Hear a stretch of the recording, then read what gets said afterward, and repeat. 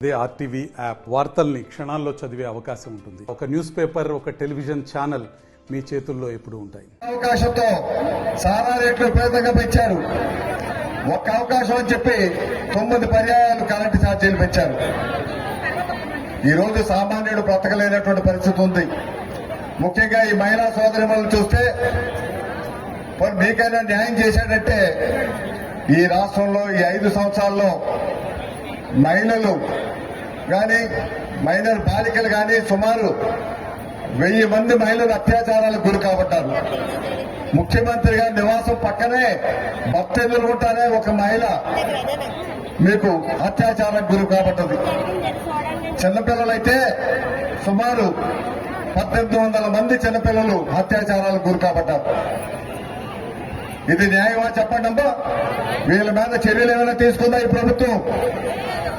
అది ఒకటే కాదు, ఈ రాష్ట్రంలో మహిళలు దేశం మొత్తం మీద చూస్తే ఈ 5 సంవత్సరాల్లో 34,000 మంది మహిళలు అదృశ్యం అయిపోయారు రాష్ట్రంలో లేకుండా.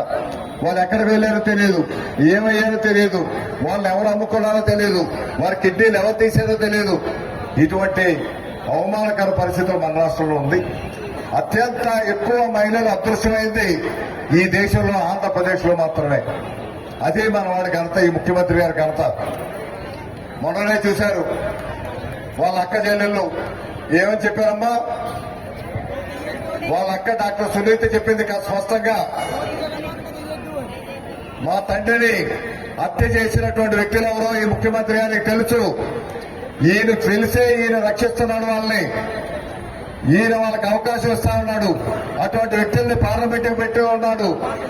ఇటువంటి నేర చరిత్ర, రక్త చరిత్ర ఉన్నటువంటి వ్యక్తికి ఓట్లు వేయొద్దని స్వయంగా వాళ్ళ అక్క చెప్పింది. మీకు శర్మిలమ్మ ఏం చెప్పిందమ్మా?